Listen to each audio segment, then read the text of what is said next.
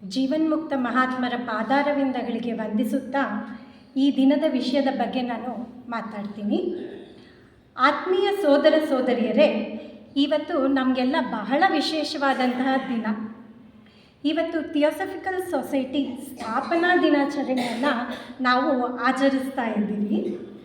ಈ ದಿನ ನನಗೆ ರಾವ್ ಸಾಹೇಬ್ ಸುಬ್ಬಯ್ಯ ಚೆಟ್ಟಿ ಅವರ ಬಗ್ಗೆ ಮಾತಾಡೋದಕ್ಕೆ ಅವಕಾಶ ಮಾಡಿಕೊಟ್ಟ ಬೆಂಗಳೂರು ಸಿಟಿ ಲಾಡ್ಜ್ನ ಎಲ್ಲ ಪದಾಧಿಕಾರಿಗಳಿಗೂ, ಕಾರ್ಯಕ್ರಮದ ನಿರ್ದೇಶಕರಿಗೂ ಹಾಗೂ ನಿಮ್ಮೆಲ್ಲರಿಗೂ ಕೂಡ ನನ್ನ ನಮನಗಳನ್ನು ಅರ್ಪಿಸುತ್ತೇನೆ. ಥಿಯಾಸಫಿ ಅನ್ನೋದು ಸಕಲ ಚರಾಚರ ವಸ್ತುಗಳ ಬಗ್ಗೆ ನಮಗೆ ಅರಿವನ್ನು ಉಂಟು ಮಾಡಿಸುವಂಥ ಒಂದು ದಿವ್ಯ ಜ್ಞಾನ. ಇದು ಸರ್ವವ್ಯಾಪಕವಾಗಿರುವ ಒಂದು ಜೀವ ಚೈತನ್ಯದ ಏಕತೆ. ಅಂದರೆ ಎಲ್ಲದರಲ್ಲೂ ಇರೋದು ಒಂದೇ ಚೈತನ್ಯ ಅನ್ನೋದನ್ನು ನಮಗೆ ಅರಿವನ್ನು ಉಂಟು ಮಾಡಿಸುತ್ತೆ. ಈ ಸತ್ಯ ದರ್ಶನ ನಮಗೆ ಆಶ್ರಯ ಋಷಿಮುನಿಗಳ ಅನುಭವದಿಂದ ನಮಗೆಲ್ಲ ಬಂದಿರೋದು. ಇಂತಹ ಮಹತ್ವಪೂರ್ಣವಾದ ದಿವ್ಯ ಜ್ಞಾನವನ್ನು ಮಾನವ ಕೋಟಿಗೆ ತಲುಪಿಸೋ ಉದ್ದೇಶದಿಂದ ಹಲವಾರು ಮಹಾತ್ಮರ ಪ್ರೇರಣೆಯಿಂದ HP ಬ್ಲಾವೆಟ್ಸ್ಕಿ ಅವರು ಹಾಗೂ ಆಲ್ಕಾಟ್ ಅವರು ಥಿಯೋಸಫಿಕಲ್ ಸಂಸ್ಥೆಯನ್ನು ಸ್ಥಾಪಿಸಿದರು. ಈ ನಮ್ಮ ಸಂಸ್ಥೆಯ ಮುಖ್ಯ ಉದ್ದೇಶ ಮಾನವತೆಗೆ ಸಾರ್ವತ್ರಿಕ ಸೋದರ ಭಾವ ಅಥವಾ ವಿಶ್ವ ಭ್ರಾತೃತ್ವವನ್ನು ಮನದಟ್ಟು ಮಾಡಿಸೋದು. ಇದನ್ನು ನಮ್ಮ ಜೀವನದಲ್ಲಿ ಅನುಷ್ಠಾನ ಮಾಡೋದೇ ಆಗಿರೋದು. ಇದನ್ನು ನಾವು ಬೆಳಿಗ್ಗೆಯಿಂದ ತಿಳ್ಕೊತಾ ಇದ್ದೀವಿ. ನಮ್ಮ ಧ್ಯೇಯ, ಮೊದಲನೆಯ ಧ್ಯೇಯ, ನಮ್ಮ ಜೀವನದಲ್ಲಿ ನಾವು ಅನುಷ್ಠಾನ ಮಾಡಬೇಕು. ಪ್ರತಿಯೊಬ್ಬ ಸದಸ್ಯರೂ ಕೂಡ ಈ ವಿಶ್ವ ಭ್ರಾತೃತ್ವವನ್ನು ಮಂದಟ್ಟು ಮಾಡ್ಕೋಬೇಕು. ಈ ಉದ್ದೇಶನ ಸಾಮಾನ್ಯ ಜನರಿಗೆ ತಲುಪಿಸೋದಕ್ಕೆ ಅಂತ ಥಿಯಾಸಫಿ ಮೂಲಬೋಧಕರು ಹಾಗೂ ಜೀವನ್ಮುಕ್ತ ಮಹಾತ್ಮರುಗಳು, ಸಂಸ್ಥೆ ಅಧ್ಯಕ್ಷರು ತಮ್ಮ ಜೀವನದಲ್ಲಿ ಸಂಸ್ಥೆ ಉದ್ದೇಶಗಳನ್ನು ಅನುಷ್ಠಾನ ಮಾಡಿಕೊಂಡ ಹಲವಾರು ಗಣ್ಯ ವ್ಯಕ್ತಿಗಳು ತಮ್ಮ ಉತ್ಸಾಹಭರಿತ ಬರಹಗಳು ಹಾಗೂ ಉಪನ್ಯಾಸಗಳಿಂದ ಮಾನವರ ಆಧ್ಯಾತ್ಮಿಕತೆಯನ್ನು ಪ್ರಗತಿಗೊಳಿಸೋದಕ್ಕೋಸ್ಕರ ಬಹಳ ಶ್ರಮಿಸಿದ್ದಾರೆ. ಇವರೆಲ್ಲರೂ ಕೂಡ ಪ್ರಾತಸ್ಮರಣೀಯರು. ಇಂಥವ್ರನ್ನೆಲ್ಲ ನಾವು ಕೃತಜ್ಞತೆಯಿಂದ ಸ್ಮರಿಸಬೇಕು. ಅದು ನಮ್ಮೆಲ್ಲರ ಕರ್ತವ್ಯ ಕೂಡ ಆಗಿದೆ. ಇವರೆಲ್ಲರೂ ಸತ್ಯ ಸಾಧಕರು ಮತ್ತು ಸತ್ಯ ಬೋಧಕರು ಹಾಗೂ ಸತ್ಯ ಸಾಧಕರು. ಇವರ ಬದುಕು, ಭಾವನೆಗಳು ಬಹಳ ಅದ್ಭುತ, ವೈವಿಧ್ಯಮಯ ಹಾಗೂ ಸುಂದರ. ಇಂತಹ ಪ್ರಾತಸ್ಮರಣೀಯರಲ್ಲಿ ರಾವ್ ಸಾಹೇಬ್ ಸುಬ್ಬಯ್ಯ ಚೆಟ್ಟಿಯವರು ಕೂಡ ಒಬ್ಬರು. ಥಿಯೋಸಫಿಕಲ್ ಸೊಸೈಟಿ ಭಾಗಕ್ಕೆ ಇವರು ಒಬ್ಬ ವ್ಯಕ್ತಿ ಮಾತ್ರ ಅಲ್ಲದೆ ಒಬ್ಬ ಶಕ್ತಿಯೂ ಆಗಿದ್ದರು. ಹೇಗೆ ಒಂದು ಸಂಸ್ಥೆಗೆ ಧ್ಯೇಯ, ಉದ್ದೇಶ ಇದೆಲ್ಲ ಮುಖ್ಯನೋ, ಅದೇ ರೀತಿ ಒಂದು ಸ್ಥಿರವಾದ ಶಾಶ್ವತವಾದ ಒಂದು ಕಟ್ಟಡ ಕೂಡ ಬಹಳ ಮುಖ್ಯ. ನಾವೆಲ್ಲ ಪ್ರತಿ ವರ್ಷ ಡಿಸೆಂಬರಲ್ಲಿ ಅಡಿಯಾರ್ಗೆ ಹೋಗ್ತೀವಿ.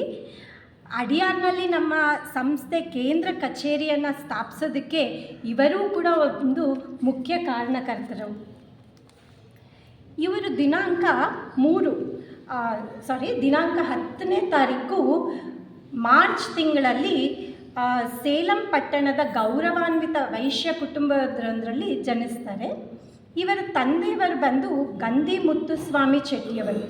ಇವರು ವೃತ್ತಿಯಿಂದ ನ್ಯಾಯಾಧೀಶರಾಗಿರ್ತಾರೆ. ಇವರು ಹುಟ್ಟಿರುವಾಗ ಬದುಕುಳಿಯೋದೇ ಕಷ್ಟ ಅನ್ನೋವಂಥ ಒಂದು ಪರಿಸ್ಥಿತಿ ಎದುರಾಗುತ್ತೆ. ಆದರೆ ಒಂದು ಆಶ್ಚರ್ಯ ಅನ್ನೋ ರೀತಿಯಲ್ಲಿ ಮಗುವಿನಲ್ಲಿ ಜೀವ ಕಂಡು ಬಂದು ಕೊನೆಯ ತನಕ ಇವರ ಬದುಕು ಸಾರ್ಥಕವಾದದ್ದು ಅನ್ನೋದು ನಮಗೆ ತಿಳಿದು ಬರುತ್ತೆ. ಇವರು 5 ವರ್ಷ ವಯಸ್ಸಲ್ಲಿರೋವಾಗ ಮಧುರೆ ಮೀನಾಕ್ಷಿ ದೇವಸ್ಥಾನಕ್ಕೆ ಅಂತ ಹೋಗ್ತಾರೆ. ಅಲ್ಲಿ ದೇವಸ್ಥಾನದಲ್ಲಿ ದೇವರಿಗೆ ಮಂಗಳಾರತಿ ನಡೆಯೋ ಟೈಮಲ್ಲಿ ಇವರು ಹೊರಗಡೆ ಬರ್ತಾರೆ. ಹೊರಗಡೆ ಬಂದಾಗ ಅಲ್ಲಿ ಒಂದು ಗೋಡೆ ಇರುತ್ತೆ. ಆ ಗೋಡೆಯಲ್ಲಿ ಒಂದು ಪ್ರಕಾಶಮಾನವಾದ ಬೆಳಕನ್ನು ಇವರು ಕಾಣಿಸ್ತಾರೆ. ಆ ಗೋಡೆ ಕಡೆ ಅವ್ರು ಹೋದಾಗ ಆ ಗೋಡೆ 2 ಭಾಗಗಳಾಗಿ ಆಗುತ್ತೆ. ಅಲ್ಲಿ ಋಷಿಗಳು ಸಭೆ ನಡೆಸ್ತಾ ಇರೋದನ್ನು ಇವರು ನೋಡ್ತಾರೆ. ಸರಿ, ಅದಕ್ಕೆ ಮುಂದೆ ಹೋಗೋಣ, ಅಲ್ಲಿ ಹತ್ತಿರ ಹೋಗೋಣ ಅಂತ ಹೋಗೋಷ್ಟರಲ್ಲಿ ಹಿಂದಿನಿಂದ ಅವ್ರ ಕುಟುಂಬದವ್ರು ಬಂದು ಇವರನ್ನು ಕರೀತಾರೆ. ತಕ್ಷಣ ಆ ಗೋಡೆ ಮುಚ್ಚೋಗುತ್ತೆ. ಇದನ್ನು ಅವರ ಲೇಖನದಲ್ಲಿ ಅವರು ಬರೆದಿದ್ದಾರೆ. ಅವ್ರು ಹೇಳ್ತಾರೆ, ಮಹಾತ್ಮರು ಈ ರೀತಿ ಸಭೆ ಸೇರುವಂತಹ ಕೇಂದ್ರಗಳು ಪ್ರಪಂಚದಲ್ಲಿ ಹಲವಿದೆ. ಅದರಲ್ಲಿ ಎಲ್ಲೋರಾದ ಗುಹೆಗಳು ಕೂಡ ಒಂದು. ಆದರೆ ಮಹಾತ್ಮರ ಅನುಮತಿ ಇಲ್ಲದೆ ಅವರ ಮಾಯೆಯ ಪ್ರಭಾವದಿಂದ ಈ ಸ್ಥಳಗಳನ್ನು ಯಾರೂ ನೋಡೋದಕ್ಕೆ ಸಾಧ್ಯ ಇಲ್ಲ. ಅವರು ಕಾಲೇಜಿನಲ್ಲಿ ಓದೋವಾಗ ಒಂದು ಸರಿ ಅವ್ರ ತಮ್ಮ ನರಸಿಂಹಲು ಅವರ ಜೊತೆ ಮೇಡಮ್ ಬ್ಲಾವಟ್ಸ್ಕಿ ಹಾಗೂ HS ಆಲ್ಕಾಟ್ ಅವರ ಭಾಷಣವನ್ನು ಕೇಳ್ತಾರೆ. ಅವರ ಭಾಷಣಗಳಿಂದ ಎಷ್ಟು ಪ್ರಭಾವಿತರಾಗ್ತಾರೆ ಅಂದರೆ ಅವರು ಸಂಸ್ಥೆಯ ಸದಸ್ಯರಾಗಬೇಕು ಅಂತ ನಿರ್ಧಾರ ಮಾಡ್ತಾರೆ. ಅದಕ್ಕಾಗಿ ಈ ಸಂಸ್ಥೆಯನ್ನು ಜಾಯಿನ್ ಆಗಬೇಕು ಅಂದರೆ ನಾವೆಲ್ಲ ಅಪ್ಲಿಕೇಶನ್ ಫಿಲ್ ಮಾಡಬೇಕಲ್ಲ, ಅದೇ ರೀತಿ ಅವರು ಕೂಡ ಅಪ್ಲಿಕೇಶನ್ ಫಿಲ್ ಮಾಡಿ ಅವ್ರ ತಂದೆಯವ್ರಿಗೆ ಕೊಡ್ತಾರೆ ಸಹಿ ಹಾಕಿ ಅಂತ. ಆದರೆ ಅವ್ರ ತಂದೆಯವರು ಇವರಿನ್ನ ಚಿಕ್ಕವರಾಗಿರೋ ಕಾರಣದಿಂದ ಒಪ್ಪೋದಿಲ್ಲ. ತುಂಬ ಒತ್ತಾಯ ಮಾಡ್ತಾರೆ ಅವ್ರ ತಂದೆಯವ್ರಿಗೆ, ಆದರೂ ಅವ್ರ ತಂದೆಯವರು ಒಪ್ಪೋದಿಲ್ಲ. ಸರಿ, ಕೊನೆಗೆ ಅವ್ರು ಏನು ಮಾಡ್ತಾರೆ ಅಂದರೆ ಅವ್ರ ಅರ್ಜಿಯನ್ನು HS ಆಲ್ಕಾಟ್ ಅವ್ರಿಗೇ ಕೊಡೋಣ ಅಂತ ಅಂದ್ಬಿಟ್ಟು ಹೋಗ್ತಾರೆ. ಅವರು ಅಲ್ಲಿ ಆಲ್ಕಾಟ್ ಅವ್ರನ್ನ ಭೇಟಿ ಮಾಡಿ ಅವರ ಅಪ್ಲಿಕೇಶನನ್ನು ಕೊಡ್ತಾರೆ. ಆಲ್ಕಾಟ್ ಅವರು ಇವ್ರ ಜೊತೆ ಮಾತಾಡಿ ಬಹಳ ಸಂತೋಷಪಟ್ಟು ಸದಸ್ಯರನ್ನಾಗಿ ಮಾಡ್ಕೊಳ್ಳೋದಕ್ಕೆ ನಿರ್ಧಾರ ಮಾಡ್ತಾರೆ. ಆದರೂ ಕೂಡ ಅವ್ರು ಏನಂತಾರೆ ಅಂದರೆ, ನಿಮ್ಮ ತಂದೆಯವ್ರ ಮನವೊಲಿಸಿ ನೀವು ಸಹಿ ಹಾಕಿಸ್ಕೊಂಡು ಬನ್ನಿ ಅಂತ ಹೇಳ್ತಾರೆ. ಇದನ್ನೆಲ್ಲ ಒಳಗಡೆ ಇರೋಂಥ ಮೇಡಮ್ ಅವರು ಕೇಳಿಸ್ಕೊತಾ ಇರ್ತಾರೆ. ಅವರು ಹೊರಗಡೆ ಬಂದು ಅವ್ರನ್ನ ಒಂದು ಸರಿ ತೀಕ್ಷ್ಣವಾಗಿ ನೋಡ್ತಾರೆ. ನೋಡಿಬಿಟ್ಟು ಅವರು ಮುತ್ತುಸ್ವಾಮಿ ಅವರ ಮಕ್ಕಳು ಅಂತ ತಿಳ್ಕೊಂಡು ಅವ್ರು ಹೇಳ್ತಾರೆ, ಅದೆಲ್ಲ ಏನೂ ಬೇಡ, ನಾನೇ ಶಿಫಾರಸು ಮಾಡಿ ನಾನೇ ಸಹಿ ಮಾಡ್ತೀನಿ ನಿಮ್ಮ ಅಪ್ಲಿಕೇಶನ್ಗೆ ಅಂತ ಅವರು ಹೇಳ್ತಾರೆ. ನಾವು ಯೋಚನೆ ಮಾಡಬೇಕಾಗಿರೋದು ಇಲ್ಲಿ HPB ಅವರೇ ಶಿಫಾರಸು ಮಾಡಿ ಸಹಿ ಮಾಡಿದ್ದಾರೆ ಅಂದರೆ ಅವರ ಆಧ್ಯಾತ್ಮಿಕ ಪ್ರಭೆ ಎಷ್ಟು ಮಟ್ಟಿಗೆ ಬೆಳೆದಿರ್ಬೋದು ಅಂತ ಇದರಿಂದ ನಾವು ತಿಳ್ಕೊಳ್ಬೋದು. ಆಗ ಇವರಿಗೆ ಸುಬ್ಬಯ್ಯ ಚೆಟ್ಟಿಯವ್ರಿಗೆ ಬಹಳ ಸಂತೋಷ ಆಗುತ್ತೆ. ಹೀಗೆ ಅವರು ತಮ್ಮ 24ನೇ ವಯಸ್ಸಿನಲ್ಲಿ ಸೊಸೈಟಿಗೆ ಸದಸ್ಯರಾಗ್ತಾರೆ. ಅವರು HPB ಅವ್ರಿಗೆ ಆಲ್ಕಾಟ್ ಅವರೊಂದಿಗೆ ಆತ್ಮೀಯವಾದ ಸಂಬಂಧವನ್ನು ಹೊಂದಿರ್ತಾರೆ. ಅದಕ್ಕೆ ಅವರು HPB ಅವರನ್ನು ಅಮ್ಮ ಅಂತ ಕರೀತಾಯಿದ್ರು. ಸುಬ್ಬಯ್ಯ ಚೆಟ್ಟಿಯವರು 1880ರಲ್ಲಿ ಸುಂಕದ ಇಲಾಖೆಯಲ್ಲಿ ಕೆಲಸ ಮಾಡ್ತಾ ಇರ್ತಾರೆ, ಒಂದು ಸಣ್ಣ ಕೆಲಸ. ನಂತರ ಈ ಇಲಾಖೆ ಮುಚ್ಚಿಬಿಡ್ತಾರೆ. 1888ರಲ್ಲಿ ಏನಾಗುತ್ತೆ ಅಂದರೆ ಅವರನ್ನು ವಲಸಿಗರ ರಕ್ಷಣಾ ಇಲಾಖೆಯಲ್ಲಿ ಹೆಡ್ ಕ್ಲರ್ಕ್ ಆಗಿ ನೇಮಿಸ್ತಾರೆ. ಇವರು ತಮ್ಮ ಕೆಲಸವನ್ನು ಮನಸ ವಾಚ ಕಾಯ ಕರ್ತವ್ಯನ ನಿರ್ವಹಿಸ್ತಾ ಇದ್ದರು. ಇವ್ರ ಕೆಲಸದಲ್ಲಿ ತೋರಿಸಿರುವಂಥ ನಿಷ್ಠೆ, ಶ್ರದ್ಧೆ, ಪ್ರಾಮಾಣಿಕತೆ, ಅವರು ಮಾಡುವಂಥ ಕೆಲಸ ಮಾಡುವಂತಹ ವಿಧಾನ ನೋಡಿ ಬ್ರಿಟಿಷ್ ಆಡಳಿತದವರು ಇವರು ನಿವೃತ್ತಿ ಹೊಂದಿದ್ರೂ ಕೂಡ ಇವರು ಸೇವೆಯನ್ನು ಮುಂದುವರಿಸೋದಕ್ಕೆ ಕೇಳ್ಕೊತಾರೆ. ಆಗಿನ ಕಾಲದಲ್ಲಿ ಬ್ರಿಟಿಷರು ಭಾರತೀಯರಿಗೆ ಹೇಳ್ಕೊಳ್ಳೋಂಥ ಒಳ್ಳೆ ಕೆಲಸ ಆಗಲಿ, ವಿದ್ಯಾಭ್ಯಾಸ ಆಗಲಿ ಅಥವಾ ಒಂದು ಉತ್ತಮ ದರ್ಜೆಯ ಕೆಲಸವನ್ನಾಗಲಿ ಕೊಡ್ತಾ ಇರಲಿಲ್ಲ. ಆದರೆ ಇವರ ದಕ್ಷತೆ, ಕೆಲಸದಲ್ಲಿ ಇವರು ತೋರಿಸಿರುವಂತಹ ದಕ್ಷತೆಯನ್ನು ನೋಡಿಬಿಟ್ಟು ಇವರಿಗೆ ರಾವ್ ಸಾಹೇಬ್ ಅನ್ನೋ ಒಂದು ಬಿರುದನ್ನು ಕೂಡ ಕೊಡ್ತಾರೆ. ಇವರ ಕುಟುಂಬದವರೆಲ್ಲ ನಂಬಿಕಸ್ಥರಾಗಿದ್ದರಿಂದ ಮದ್ರಾಸಿನ ಸೇನಾ ಮುಖ್ಯಸ್ಥ ಸರ್ ಹೆಕ್ಟರ್ ಮನ್ರೋ ಅನ್ನೋರು ಇವರನ್ನು ಮಿಲಿಟ್ರಿ ಸರಬರಾಜು ಕಾಂಟ್ರಾಕ್ಟರನ್ನಾಗಿ ಮಾಡಿ ಅವ್ರ ಖಜಾನೆಯನ್ನು ಕೂಡ ನೋಡ್ಕೊಳ್ಳೋದಕ್ಕೆ ಅವರನ್ನು ನೇಮಿಸ್ತಾರೆ. 1882ರಲ್ಲಿ ಇವರ ತಂದೆಯವರು ಆಧ್ಯಾತ್ಮಿಕವಾಗಿ ಸ್ವಲ್ಪ ಅತೃಪ್ತರಾಗಿರ್ತಾರೆ. ಅದಕ್ಕೆ ಬೇರೆ ಧರ್ಮಕ್ಕೆ ಮತಾಂತರ ಆಗಬೇಕು ಅಂತ ನಿರ್ಧಾರ ಮಾಡ್ತಾರೆ. ಆದರೆ ಸುಬ್ಬಯ್ಯ ಚೆಟ್ಟಿಯವರು ಈಗಾಗಲೇ HPB ಹಾಗೂ ಮೇಡಮ್ ಬ್ಲಾವಟ್ಸ್ಕಿ ಅವರ ಉಪನ್ಯಾಸಗಳ ಒಂದು ಪರಿಣಾಮದಿಂದ ಇದು ಅಷ್ಟು ಸಮಂಜಸ ಅಂತ ಅವ್ರಿಗೆ ಅನಿಸೋದಿಲ್ಲ. ಆದರೆ ಅವ್ರ ತಂದೆ ವಿರುದ್ಧ ಅವ್ರಿಗೆ ಹೋಗೋದಕ್ಕೂ ಆಗೋದಿಲ್ಲ. ಕೊನೆಗೆ ಅವ್ರು ಏನು ಮಾಡ್ತಾರೆ ಅಂದರೆ, ಒಂದು ಕಾಗದದಲ್ಲಿ ನಾನು ಮತಾಂತರಗೊಳ್ಳೋದು ಸರಿನಾ ಅಂತ ಅಂದ್ಬಿಟ್ಟು ಒಂದು ಪ್ರಶ್ನೆ ಬರೆದು ಅವರ ಮೇಜಿನ ಒಂದು ಡ್ರಾಯರಲ್ಲಿ ಅವರು ಇಡ್ತಾರೆ. ಅದಕ್ಕೆ ಹಾಗೆ ರಾತ್ರಿ ಮಲಗ್ಕೊಳ್ತಾರೆ. ಬೆಳಿಗ್ಗೆ ಎದ್ದಾಗ ಅವ್ರಿಗೆ ಅವರ ಪ್ರಶ್ನೆಗೆ ಒಂದು ಸೂಕ್ತವಾದ ಉತ್ತರವನ್ನೇ ಕೊಟ್ಟಿರ್ತಾರೆ ಮಹಾತ್ಮರು.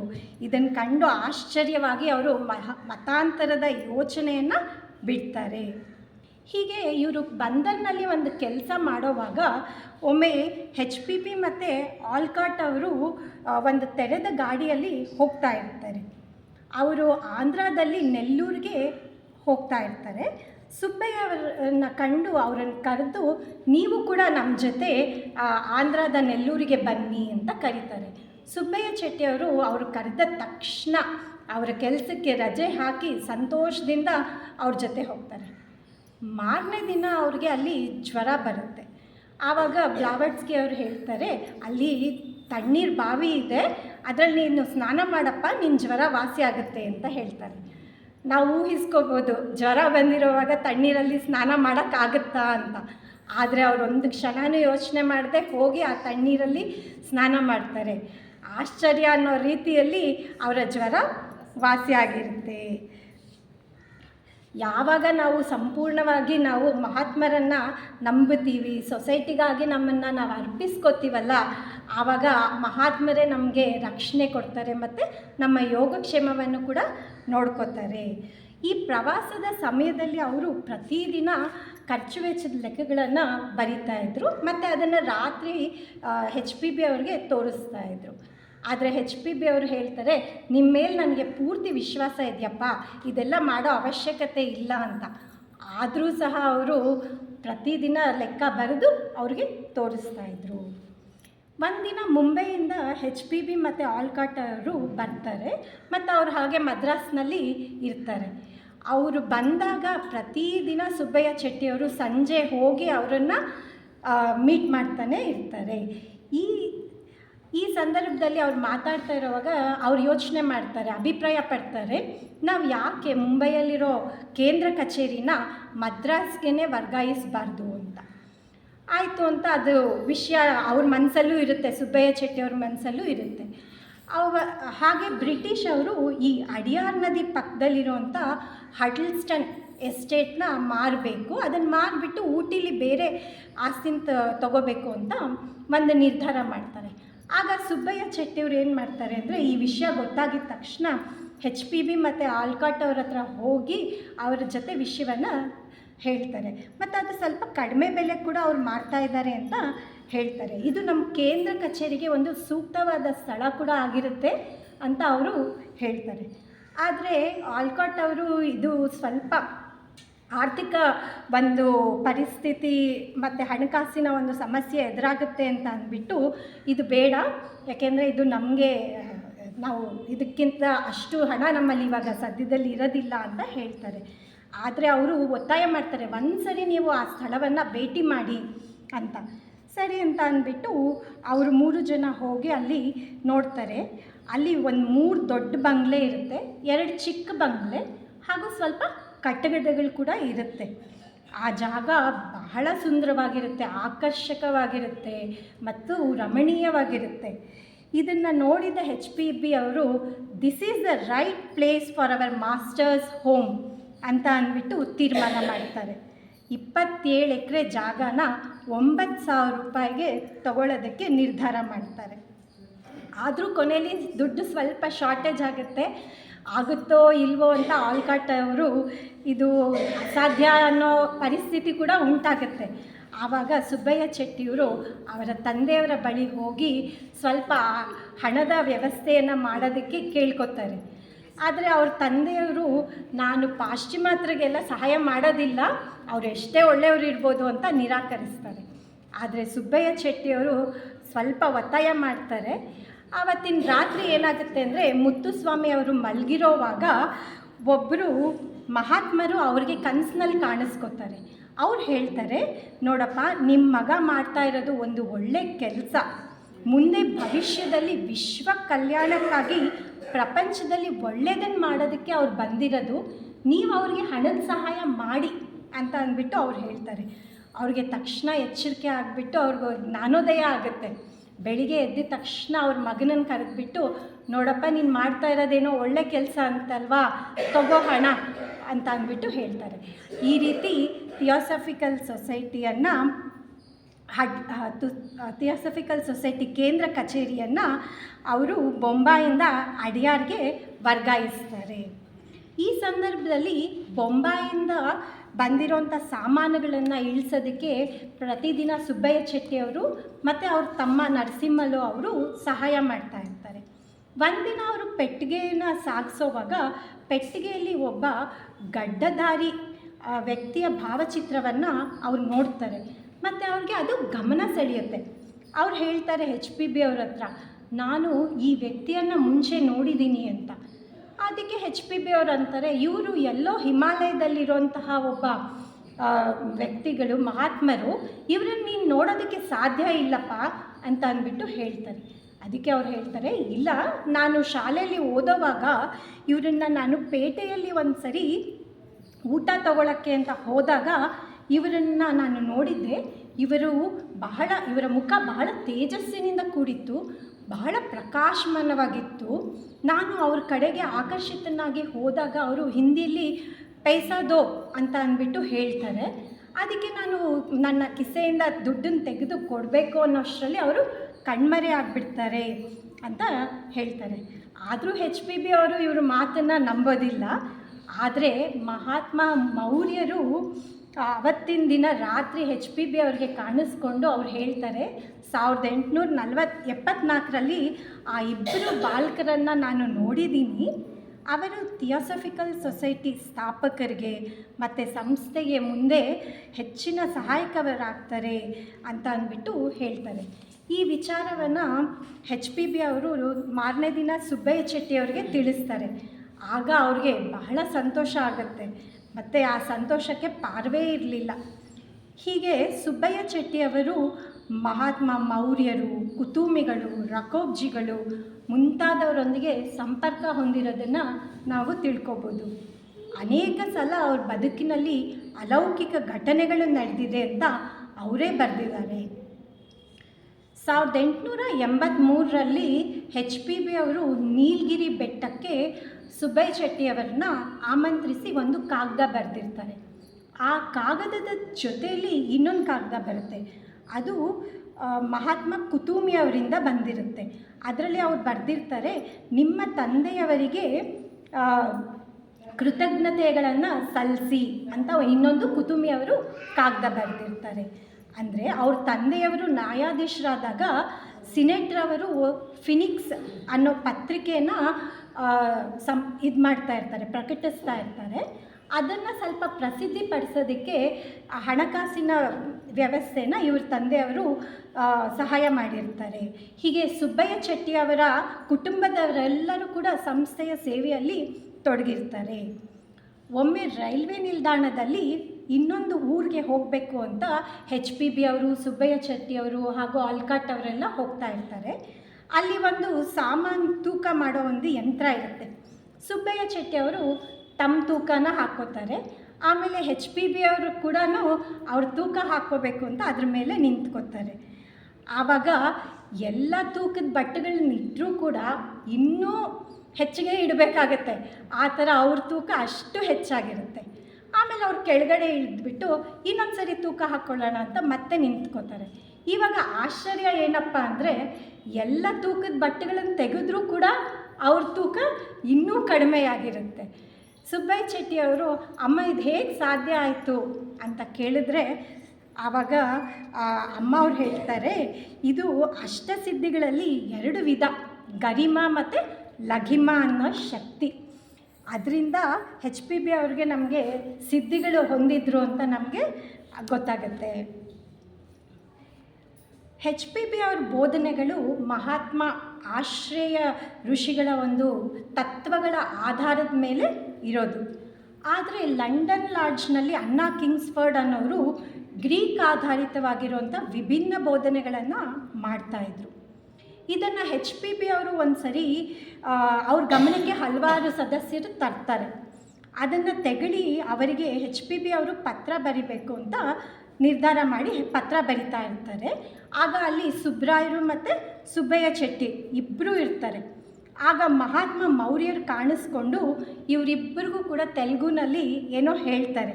ನಂತರ HPB ಅವರು ಬರೀತಾ ಇರೋವಂಥ ಕಾಗದವನ್ನು ಮೌರ್ಯರು ಹರಿದು ಬಿಡ್ತಾರೆ. ಆವಾಗ ಅಮ್ಮ ಅವ್ರು ಕೇಳ್ತಾರೆ, ನಿಮಗೆ ಗುರುಗಳು ಏನು ಹೇಳಿದ್ರು ಅಂತ ಅಂದ್ಬಿಟ್ಟು. ಅದಕ್ಕೆ ಇವರಿಬ್ಬರು ಹೇಳ್ತಾರೆ, ಮುಗುಳ್ನಕ್ಬಿಟ್ಟು, ಗುರುಗಳು ನಿಮಗೆ ಹೇಳೋ ಹಾಗಿದ್ರೆ ತೆಲುಗುನಲ್ಲಿ ನಮ್ಗೆ ಯಾಕೆ ಹೇಳ್ತಾ ಇದ್ರು ಅಂತ ಅಂದ್ಬಿಟ್ಟು ಹೇಳ್ತಾರೆ. ಅಣ್ಣ ಅವರು ಇಂಗ್ಲೆಂಡ್ನಲ್ಲಿ ಪ್ರಾಣಿ ಹಿಂಸೆ ವಿರುದ್ಧ ಬಹಳ ಉತ್ತಮ ಕೆಲಸವನ್ನು ಮಾಡ್ತಾಯಿದ್ರು.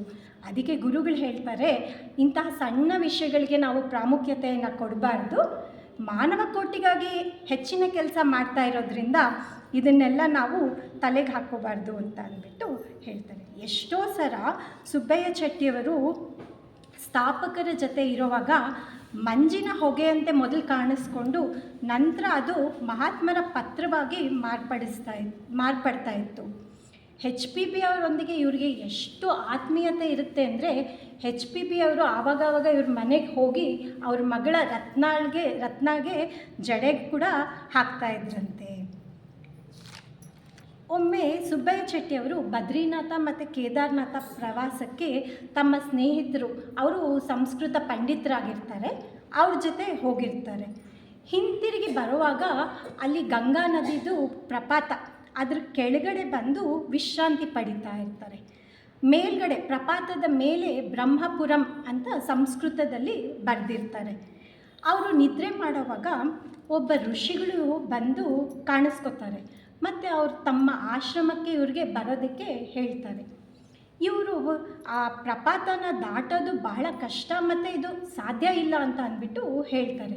ಅದಕ್ಕೆ ಋಷಿಗಳು ಇವ್ರಿಗೆ ಗಾಯತ್ರಿ ಮಂತ್ರ, ಕಣ್ಣು ಮುಚ್ಕೊಂಡು ನೀವು ಗಾಯತ್ರಿ ಮಂತ್ರ ಜಪಿಸಿ ಅಂತಾರೆ. ಅವರು ಹಾಗೆ ಮಾಡ್ತಾರೆ. ಆವಾಗ ಏನಾಗುತ್ತೆ ಅಂದರೆ, ಕಣ್ಣು ತೆರೆದು ಅವ್ರು ನೋಡಿದಾಗ ಅವರು ಪ್ರಪಾತದ ಆ ಕಡೆ ಇರ್ತಾರೆ.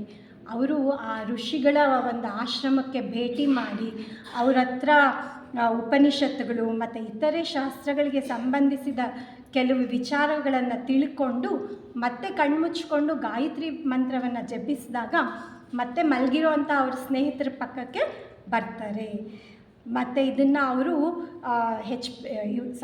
ಆನಿ ಬೆಸೆಂಟ್ರ ಬಳಿ ಅವರು ಚರ್ಚಿಸ್ತಾರೆ. ಆನಿ ಬೆಸೆಂಟ್ರು ಹಿಮಾಲಯದಲ್ಲಿರುವಂತಹ ಮಹಾತ್ಮರ ದರ್ಶನ ಆಗಿರೋದು ನಿಮಗೆ ಬಹಳ ಅದೃಷ್ಟ ಅಂತ ಅಂದ್ಬಿಟ್ಟು ಅವರು ಹೇಳ್ತಾರೆ. ಈ 2ನೇ ವಿಶ್ವ ಯುದ್ಧದ ವೇಳೆ ಮಹಾತ್ಮ ಮೌರ್ಯರು ಮತ್ತು ಕುತುಮಿಯವರು ಅಡಿಯಾರ್ನ ಥಿಯೋಸಫಿಕಲ್ ಸೊಸೈಟಿ ಆವರಣವನ್ನು ಸುತ್ತು ಬಂದು ಸಂಕಲ್ಪದ ಒಂದು ರಕ್ಷಣಾ ಗೋಡೆಯನ್ನು ನಿರ್ಮಿಸಿದ್ದಾರೆ ಅಂತ ಅವರು ತಿಳಿಸ್ತಾರೆ. ನಮಗೆಲ್ಲ ಗೊತ್ತು, ಸಂಕಲ್ಪಕ್ಕೆ ಅಗಾಧವಾದ ಒಂದು ಶಕ್ತಿ ಇದೆ, ಅಪಾರವಾದ ಒಂದು ಶಕ್ತಿ ಇದೆ. ಹೊರಗಿನಿಂದ ಯಾವುದೇ ತೊಂದರೆ ಬಂದರೂ ಅದು ಈ ಭದ್ರವಾದ ಒಂದು ಕೋಟೆ, ಅದನ್ನು ಒಳಗಡೆ ಏನೂ ಮಾಡೋದಕ್ಕಾಗಲ್ಲ. ಆ ರೀತಿ ಒಂದು ಸಂಕಲ್ಪದ ಒಂದು ಗೋಡೆಯನ್ನು ಅವರು ನಿರ್ಮಿಸಿರ್ತಾರೆ. HPB ಅವರು ಸೀಕ್ರೆಟ್ ಡಾಕ್ಟ್ರಿನ್ ಗ್ರಂಥವನ್ನು ಬರೆದ ನಂತರ ಲಂಡನ್ಗೆ ಹಿಂತಿರುಗಿಬಿಡ್ತಾರೆ. ಆಗ ಅವರು ಸುಬ್ಬಯ್ಯ ಚೆಟ್ಟಿಯವರನ್ನು ಕೂಡ ಲಂಡನ್ಗೆ ಕರೀತಾರೆ. ಆದರೆ ಕುಟುಂಬದವರು ಇವರಿಗೆ ವಿರೋಧ ಪಡಿಸೋದ್ರಿಂದ ಅವರು ಹೋಗೋದಿಲ್ಲ. ಆದರೆ ಅವರು ಅದಕ್ಕಾಗಿ ಬಹಳ ವಿಷಾದವನ್ನು ಪಡ್ತಾ ಇರ್ತಾರೆ. ಆನಿ ಬೆಸೆಂಟ್ರು ಸುಬ್ಬಯ್ಯ ಚೆಟ್ಟಿಯವರನ್ನು ಅಡಿಯಾರ್ ಎಸ್ಟೇಟ್ಗೆ ಬಂದು ಅಲ್ಲೇ ಇರೋದಕ್ಕೆ ಆಹ್ವಾನ ಮಾಡ್ತಾರೆ. ಅವ್ರ ಮನೆಯವರು ಬಹಳ ವಿರೋಧ ಮಾಡೋದ್ರಿಂದ ಅವರು ಹೋಗೋದಿಲ್ಲ. ಆದರೆ ಒಂದು 2-3 ಸರಿ ಆನಿ ಬೆಸೆಂಟ್ ಅವರು ಒತ್ತಾಯ ಮಾಡೋದ್ರಿಂದ ಕೊನೆಗೆ ಅಲ್ಲೇ ಒಂದು ಮನೆಯನ್ನು ಕಟ್ಟಿಸ್ಕೊಂಡು ಅಲ್ಲಿ ಬರ್ತಾರೆ. ಈ ಹೋಮ್ ರೂಲ್ ಚಳುವಳಿ ಸಮಯದಲ್ಲಿ ಆನಿ ಬೆಸೆಂಟರವರಿಗೆ ಇವರು ತುಂಬ ಸಹಾಯ ಮಾಡ್ತಾರೆ. ಪ್ರಪಂಚದ ವಿವಿಧ ಭಾಗಗಳಿಂದ ಜನ ಇವರನ್ನು ಭೇಟಿ ಮಾಡೋದಕ್ಕೆ ಉತ್ಸುಕರಾಗಿರ್ತಾರೆ. ಇವರು ಸದಾ ಹಸನ್ಮುಖಿಗಳು. ಥಿಯೋಸಫಿಕಲ್ ಸೊಸೈಟಿ ಸ್ಥಾಪಕರು, ಅನೇಕ ಸದಸ್ಯರು ಇವ್ರಿಗೆ ಆಪ್ತರಾಗಿದ್ದರು. ಇವ್ರದ್ದು ಸದ್ದು ಗದ್ದಲ ಇಲ್ಲದೆ ಇರೋಂತಹ ಒಂದು ನಿಸ್ವಾರ್ಥದಿಂದ ಕೂಡಿರೋ ನಿಷ್ಠಾವಂತ ಸೇವಾತತ್ಪರ ಬದುಕು. ಇಂತಹವರು ಒಮ್ಮೆ ಪಾಶ್ಚಾತ್ಯ ಮಹಿಳೆಯೊಬ್ಬರು ಬಹಳ ತೊಂದರೆ ಇರೋದಾಗಿ ಇವ್ರ ಜೊತೆ ಬಂದು ಇವ್ರ ಹತ್ರ ಅವರ ಕಷ್ಟವನ್ನು ಹೇಳ್ಕೊತಾ ಇರ್ತಾರೆ. ಆಗ ಸುಬ್ಬಯ್ಯ ಚೆಟ್ಟಿಯವರು ಇವರಿಗೆ ಸಾಂತ್ವನವನ್ನು ಹೇಳಿ ಅಲ್ಲಿ ಒಂದು ಪ್ರವಾಸಿ ಮಂದಿರದ ಹತ್ರ ಕೂತ್ಕೊಂಡಿರ್ತಾರೆ. ಆಗ ಮಹಾತ್ಮರು ಕಾಣಿಸ್ಕೊಂಡು ಅವ್ರಿಗೆ ಆಶೀರ್ವಾದವನ್ನು ಮಾಡ್ತಾರೆ. ನಾವು ಮಾಡೋ ಒಳ್ಳೆ ಕೆಲಸದಲ್ಲಿ, ಪ್ರತಿಯೊಂದು ಒಳ್ಳೆ ಕೆಲಸದಲ್ಲಿ ಕೂಡ ಮಹಾತ್ಮರು ನಮ್ಮ ಜೊತೆ ಯಾವಾಗಲೂ ಕೂಡ ಇದ್ದೇ ಇರ್ತಾರೆ.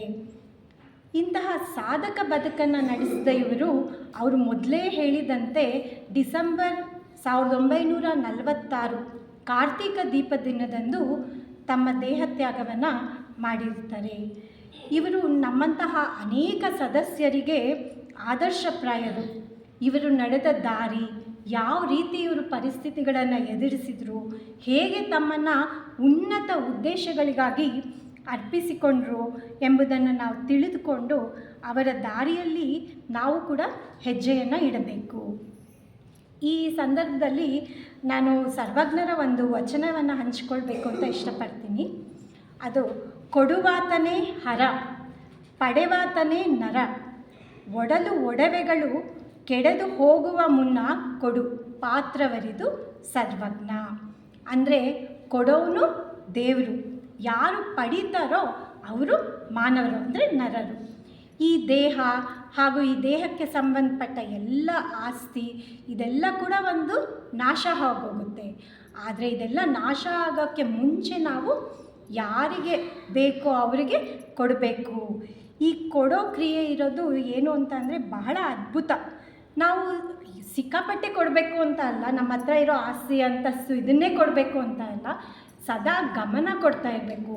ಯಾರೋ ಒಬ್ಬರು ಬೀಳ್ತಾ ಇರ್ತಾರೆ, ಅವ್ರಿಗೆ ನಮ್ಮ ಸಹಾಯದ ಒಂದು ಹಸ್ತವನ್ನು ಕೊಡಬೇಕು. ಇಲ್ಲ ಹಸಿವಾದವ್ರಿಗೆ ಒಂದು ತುತ್ತು ಊಟ, ಬಾಯಾರಿಕೆ ಆದವ್ರಿಗೆ ಸ್ವಲ್ಪ ನೀರು, ಯಾವುದೂ ಇಲ್ಲ ಅಂತ ಅಂದರೆ ಒಂದು ಮುಗುಳ್ನಗೆ.